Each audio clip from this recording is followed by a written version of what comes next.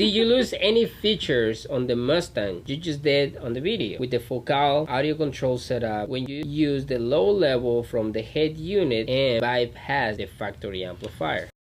So the one thing that Fords do that you do lose, like in this truck you're gonna lose it, is the chime goes away from speaker location. If you're doing it the way we did it in that one, which we wouldn't do it that way anymore. I think there's another video that we haven't put out yet that is gonna be out eventually. With that Mustang, at some point, if you watch like episode 1, I say there is now an iData harness, plug in a DSR1 to it, which is what we've been doing. We'll plug a DSR1 and we'll use it as a preamp, meaning if we're still gonna do audio control DSP, we'll just use the DSR1 as a preamp. The chime is retained thanks to iData going in there and redirecting it through the DSP processor. When you go like we did on that, the factory chime shuts off and it defaults to a piezo in the dash. So if it's in the dash now, meaning coming out of the Glage cluster, then you're okay, that's where it's going to stay. But if it's coming through the speakers, you are going to lose that.